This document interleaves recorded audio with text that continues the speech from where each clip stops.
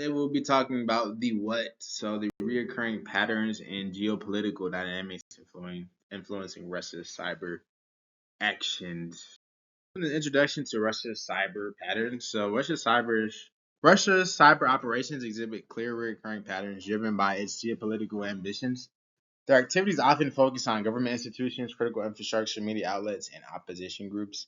These operations combine espionage, disruption, and influence campaigns to further Russia's strategic goals. A notable example is the 2016 interference in the U.S. presidential election, where cyber attacks were used to influence the political process. Next slide talks about the recurring patterns in Russia's cyber operations. So Russia relies heavily on advanced persistent threat groups such as APT-28, also known as Fancy Bear or Cozy Bear. These groups employ spear phishing and malware campaigns to gain access to sensitive information. For instance, the 2016 Democratic National Committee hack attributed these groups resulted in the theft and public release of emails aimed at damaging political opponents.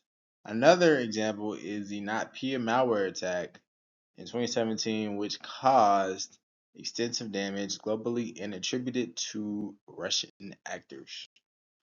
Slide 3 discusses the geopolitical drivers behind Russia's cyber actions. So, Russia's cyber actions are deeply tied to its desire to regain influence lost after the Soviet Union's collapse and to counter NATO's eastward expansion. The cyber attacks have been instrumental in conflicts such as the annexation of Crimea in 2014, specifically cyber attacks on Ukraine's power grid in 2015 and 2016 caused blackouts demonstrating Russia's willingness to use cyber means for strategic military and political goals. Russia also supports aligned regimes such as in Syria through cyber espionage and sabotage operations. Next slide, I want to talk about the cyber operations as tools of hybrid warfare. So, Russia's cyber operations are an integral part of hybrid warfare, which combines cyber attacks with conventional military tactics. For example, in Ukraine, cyber attacks complement military actions by disrupting communications and sowing confusion. Disinformation campaigns via social media have been widely used to influence public opinion in Western countries, including during the U.S. elections and Brexit referendum. Additionally, cyber espionage provides intelligence that supports military planning and operations.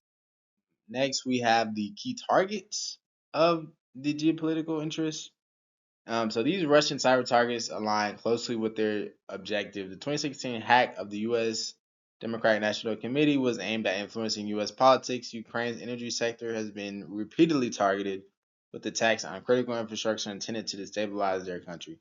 Metal communications and defense contractors have also been targeted to undermine collective security.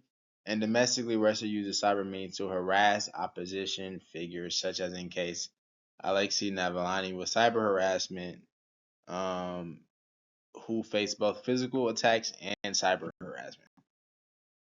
So Russia tends to escalate cyber operations during key political events and crisis. For example, the again 2016 U.S. elections that seems to be the pattern that we're seeing. The NotPetya attack as well. So these attacks are often long-term campaigns rather than isolated incidents, and Russia frequently employs false flag tactics to mislead attribution efforts, complicating international responses. So they want to muddy up the environment and really get people confused and just generate chaos within their targets environments. Last but not least, we have the conclusion where we talk about Russia's cyber actions are a deliberate extension of their geopolitical strategy.